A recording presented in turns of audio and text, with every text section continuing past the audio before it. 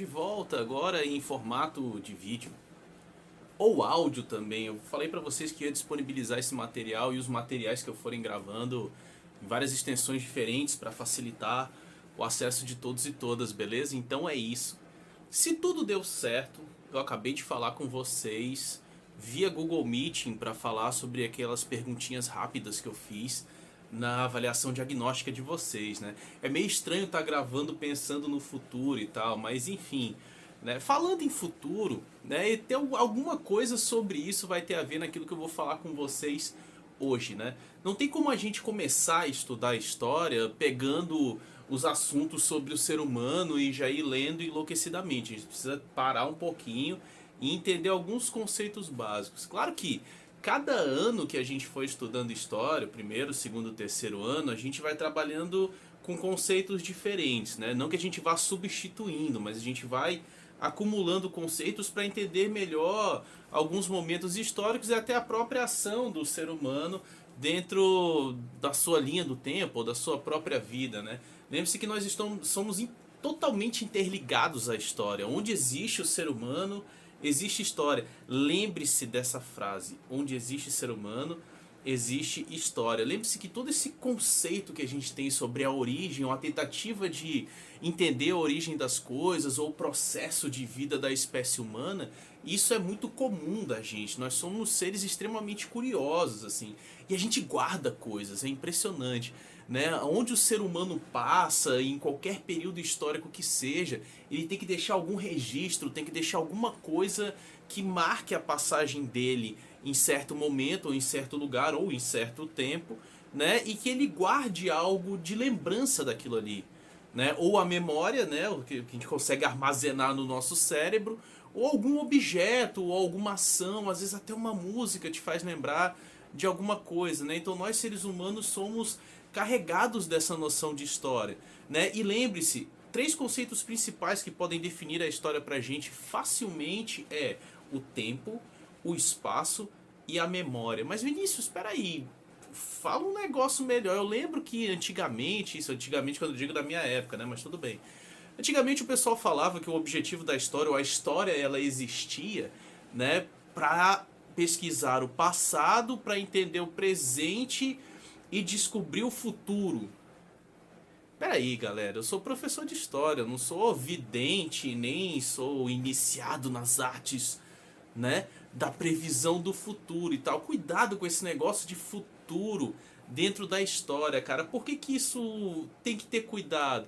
É simples. Nós, historiadores, não ensinamos histórias para prever o futuro. A gente está entendendo o que que é o ser humano e o que que ele produziu ao longo da história, né? Os nossos antepassados deixaram muitos rastros, sendo eles positivos ou negativos, e até costumes culturais que nós carregamos até hoje e que a gente consegue identificar. Agora, essa questão com o futuro é meio complicado. Cuidado. A gente não adivinha o futuro ou não caminha as coisas para o futuro. A gente consegue entender sinais do presente, ou seja, do momento que a gente está vivendo agora, e consegue meio que fazer uma leitura a partir de nossas experiências passadas, ou seja, do conhecimento que a gente foi acumulando ao longo do tempo. Ora, o ser humano, ele é um ser coletivo. Ele não consegue viver sozinho, isso é claro. Quando a gente for começar a estudar as primeiras configurações de seres humanos ali, né, nos períodos que não tinham escrita ainda, que não é pré-história, mas depois eu falo isso, que nem tinham escrita ainda, você vai ver que os seres humanos, eles começam a conseguir sobreviver a partir do momento em que se encontram semelhantes, e esses semelhantes começam a formar grupos, e esses grupos começam a formar costumes, começam a desenvolver técnicas, desenvolver habilidades, e aí começa a surgir aquilo que a gente chama de cultura. Ou seja, a cultura são coisas, aspectos, habilidades, técnicas, linguagem até, criadas por grupos, ou seja, aquilo que identifica esse grupo, para mostrar por que eu faço parte disso tudo, né? Às vezes a gente escuta muito hoje o ser humano, né, falando: ah, mas eu sei viver muito bem sozinho. Não, viver sozinho não quer dizer que você não vive em comunidade, porque isso é muito necessário para o ser humano desde o começo. E cada pequeno grupo desse ao longo da história vai formando aspectos culturais totalmente diferentes, às vezes até morando dentro do mesmo espaço geográfico, você vê culturas totalmente diversas, assim, o que é o mais incrível de se estudar o ser humano. Só que aí, Vinícius, o planeta Terra ele é gigantesco. A sociedade humana ela vai se espalhando a partir de uma origem africana, né, que a gente tem essa propriedade científica de falar dessa origem africana, e a partir disso o ser humano ele passa a se espalhar pelo mundo e a partir disso a desenvolver culturas completamente diferentes, ou seja, habitar o planeta Terra, né? O ser humano, ele é uma espécie também que se multiplica rapidamente, cara, e migra, né? Então a gente precisa, com a história, organizar esses conhecimentos e tentar traçar uma linha para compreender o que somos nós, no caso, os seres humanos. E como a gente conseguiu sobreviver tanto tempo, né, enquanto espécie, assim, porque caramba, meu irmão, se a gente for pegar tudo aquilo que os arqueólogos ainda encontram, né, sobre o nosso passado bem longínquo, né, nossa, cara, a gente já fez muita coisa por aí. Sendo ela boa ou ruim, na verdade ainda faz, né? Então o que que acontece? A história ela serve justamente para quê? Pra gente tentar interpretar aquela memória que os seres humanos antepassados deixaram. Pode ser algo da arquitetura, pode ser algum objeto que foi criado, pode ser algum aspecto cultural que a gente consegue identificar em algum povo atualmente. Ou seja, os rastros que os seres humanos deixaram para trás são necessários para nós historiadores podermos interpretar esse passado e tentar visualizar minimamente como era esse passado. Óbvio, a história ela não trabalha com verdade absoluta. Cuidado com isso aí. Ah, mas o Vinícius está dizendo que foi desse jeito. Não. A história ela não trabalha com verdade absoluta. A história é uma ciência que a partir de suas teorias e de suas interpretações ela tenta desenhar e mostrar para as pessoas como poderia ter sido esse passado que está sendo estudado. Óbvio que a gente não vai conseguir conhecer tudo, é impossível, cara, é muita coisa. O ser humano produz muita coisa desde sempre, até quando o ser humano não tinha escrita, a galera já estava produzindo, né? Então se o ser humano ele está sobrevivendo na natureza é porque ele está produzindo alguma coisa. Então a história ela é importante para quê? Né? Vamos pegar aquela frase que eu falei para vocês no começo. A história estuda o passado para entender o presente sei lá, prever o futuro, como a galera dizia antigamente. Não. A história ela é uma ciência que tenta compreender, não só a história como as ciências humanas, são ciências que tentam compreender o ser humano ao longo do tempo. Ou seja, o que que esse ser humano, o que que a nossa espécie fez ao longo do tempo. E esse tempo a gente vai chamar de tempo histórico. Ou seja, quando a gente parte para entender o passado da espécie humana, a gente também está tentando estudar o passado histórico do ser humano. E aí vem o trabalho de todo mundo que está envolvido dentro das ciências humanas. Você vai ter o geógrafo, você vai ter o sociólogo, você vai ter o filósofo, você vai ter o antropólogo, você vai ter o arqueólogo, você vai ter o paleografista, que é o cara que vai desenhar os objetos de períodos anteriores da escrita, por exemplo. Você vai ter os teóricos que vão ter que achar aqueles objetos e tentar interpretar como é que era aquele tipo de vida. Então o trabalho do historiador é um trabalho de detetive. Tipo aqueles seriados de mistério e tal, que o cara tem poucas evidências para chegar no crime. A história ela também trabalha com isso. Tu imagina, cara, a gente conseguir visualizar um povo ou um grupo de mais de 1000 anos atrás. Aí você pensa, pô, que registro eu tenho dessa galera? Aí o arqueólogo chega e fala, ó, a gente conseguiu achar aqui umas pontas de lança, alguns ossos e uma cerâmica quebrada. Pô, como é que a gente vai conseguir visualizar um grupo humano ou uma civilização humana e interpretar a partir disso? Ora, é para isso que a gente serve. De uma louça quebrada, a gente pode ver o quê? Que tipo de técnica foi feita com aquela louça? Que tipo de material? Essa louça tem curvatura? Ela tá lixada? Então se ela tem imperfeições, é porque ela já foi feita com uma técnica muito apurada. Então eu posso tentar interpretar que essa galera já tinha algum conhecimento para fazer cerâmica. Ah, encontrei uma ponta de lança, ela é de pedra, tá meio desgastada, tá meio zoada, não tá tão retinha assim. Então quer dizer que para eles fazerem uma ponta de lança de pedra e deixar ela cortante e perfurada, a galera já tinha noção, né, de um movimento de ataque e de um instrumento que deveria perfurar.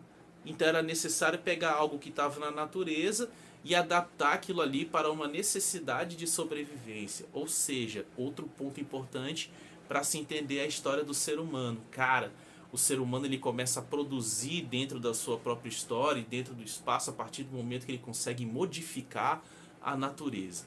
Caramba, Vinícius, como é que você pode chegar a esse tipo de conclusão? Cara, muito simples. Em qualquer período da história humana, você vê algo que é diferente do espaço da natureza, você já identifica que aquilo ali foi obra do ser humano. Ou seja, o ser humano ele é uma espécie que é parte da natureza, mas ela começa a se identificar enquanto espécie a partir do momento que ela começa a modificar o espaço natural. Isso é muito massa, cara, porque olha só, o ser humano ele é uma espécie, se a gente for olhar na natureza, né, o ser humano ele tem suas fragilidades.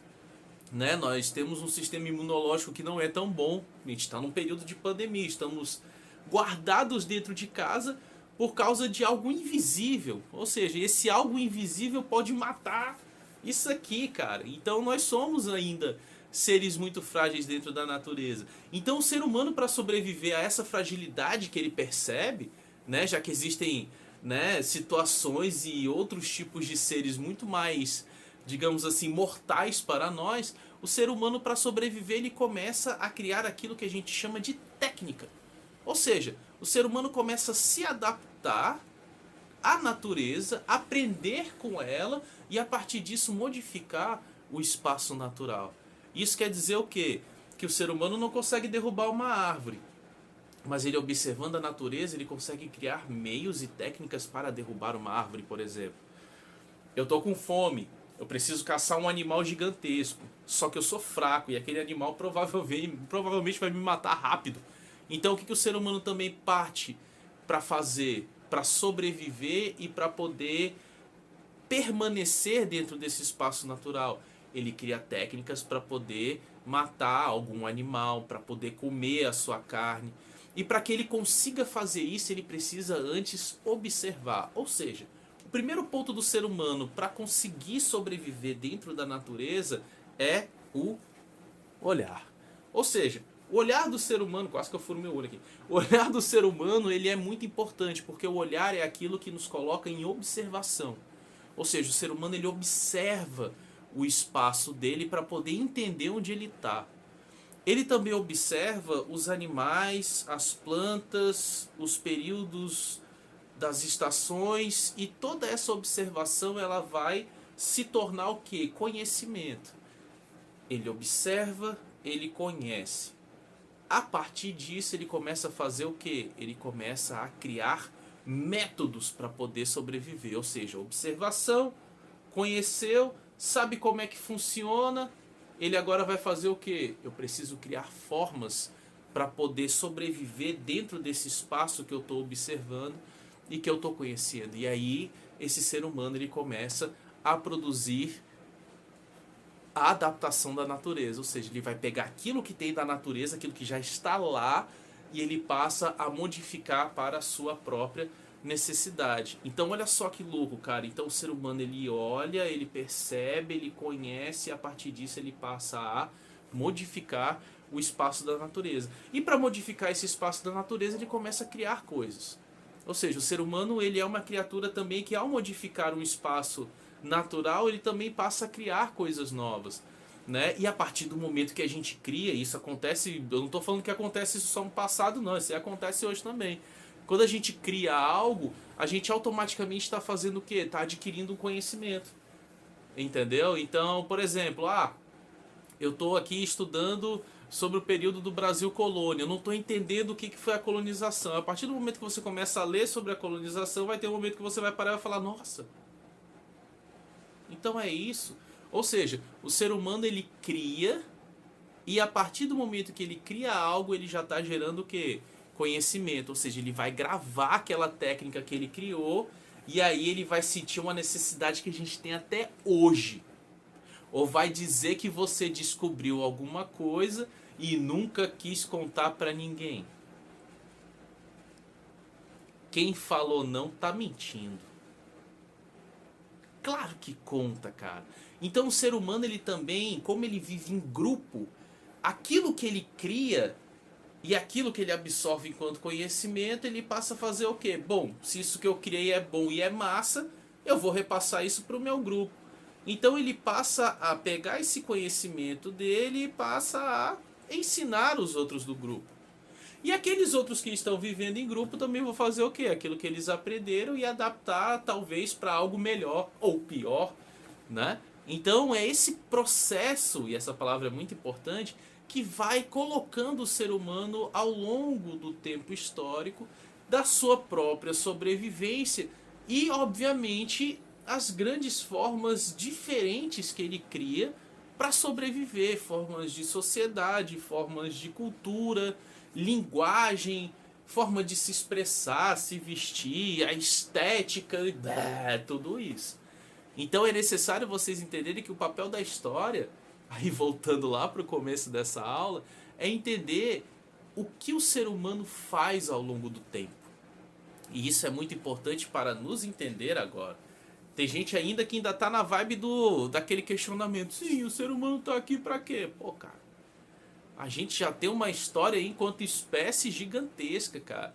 Ou seja, o ser humano, ele age e vive para a sobrevivência do grupo, né? E a partir desse grupo ele cria aspectos culturais, linguagens próprias, sinais próprios, visões da realidade própria, até mesmo aspectos religiosos, né? De tentar explicar aquilo que é inexplicável, por exemplo, né? Isso a gente vai ver em várias tradições e vários tempos históricos até hoje.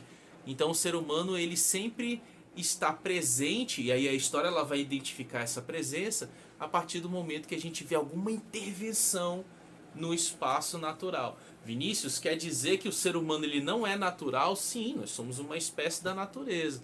Agora, os rastros que a gente deixa não são rastros naturais. São rastros que a nossa espécie acabou adaptando da natureza e às vezes deixando lá, ou às vezes fazendo para mostrar mesmo, que o ser humano também é um negócio impressionante, né? Quer fazer as coisas e quer mostrar, né? Vide aí os monumentos antigos gigantescos que estão em pé até hoje, né?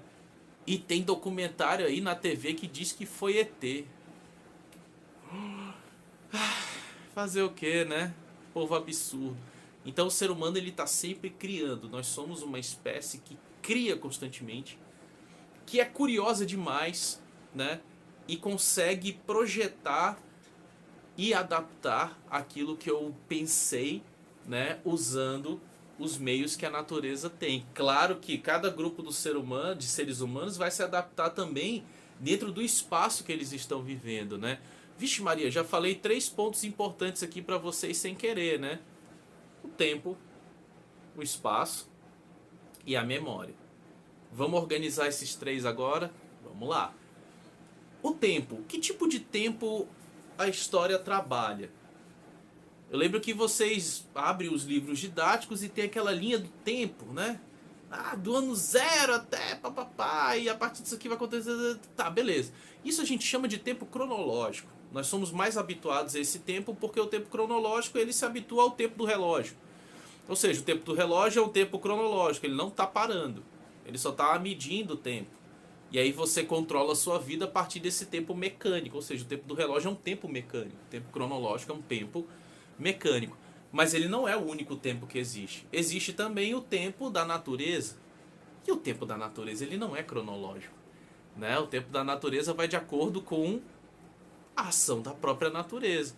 Ou seja, o claro, o escuro, o dia, a noite, o nublado, o eclipse.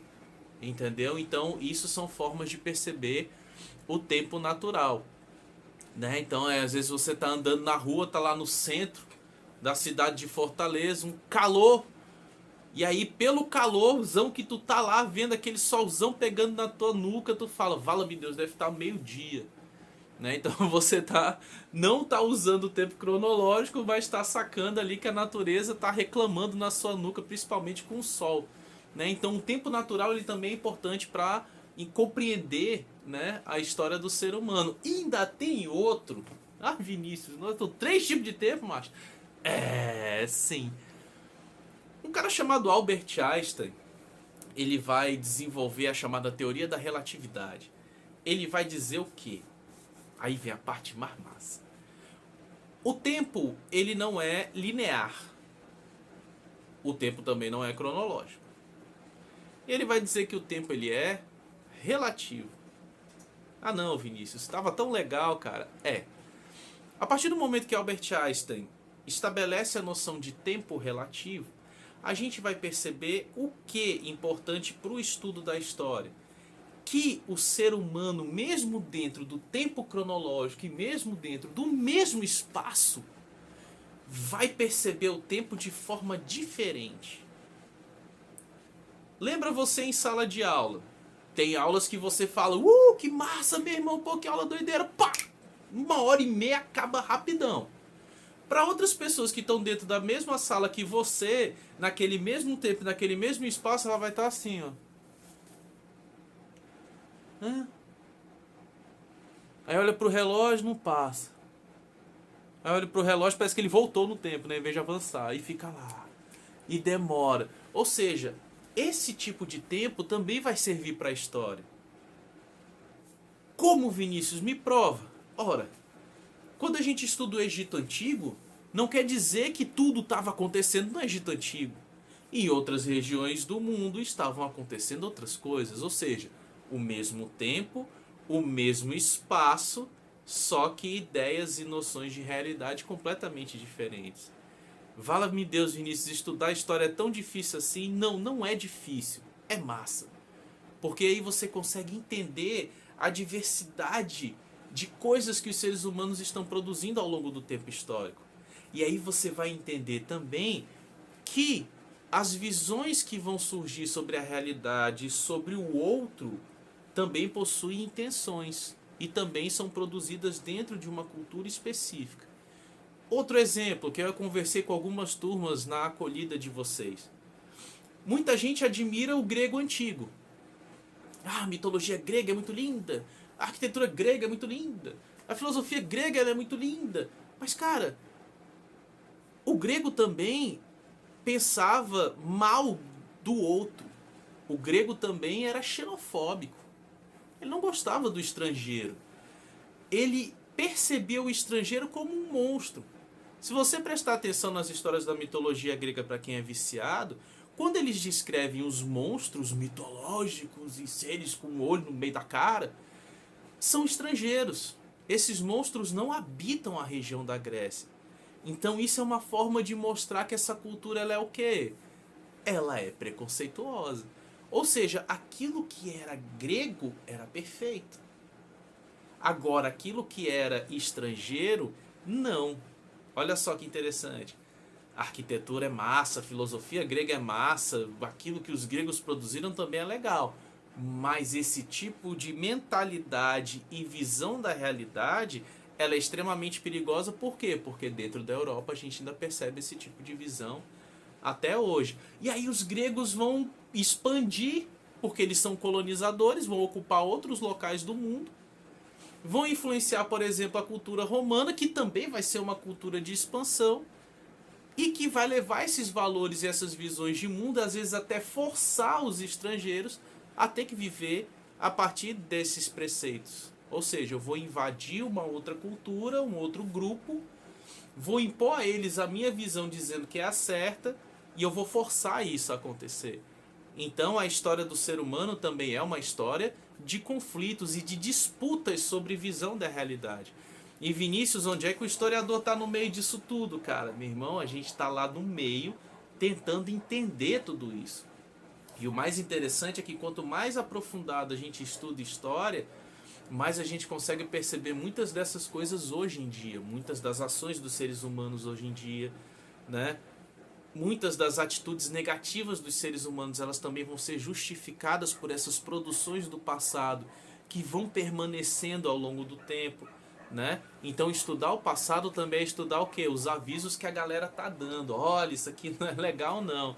E infelizmente a gente acaba reproduzindo. Cuidado quando as pessoas chegam para vocês e falam: olha, a história ela se repete. Não, a história ela não se repete. A gente não tá dentro de um looping muito louco, indo e voltando. Não. A gente tem aspectos culturais que sobrevivem o tempo. Eles se modificam, mas ainda, né, permanecem alguns aspectos semelhantes aos que tinham no passado. E a história ela não vai se repetir, mas algumas atitudes elas vão ser semelhantes a atitudes que já ocorreram no passado. Cuidado. Uma coisa é você entender um aspecto cultural ao longo do tempo. Outra coisa é você comparar o passado com o que você tem hoje. Isso é extremamente perigoso. Cuidado com isso. A gente não pode, dentro da história, comparar hoje com o passado. Ai meu Deus, o povo grego era doido, hoje a gente está melhor. Não, não, não, não. Nós não estamos naquele passado para poder interpretar realmente, né?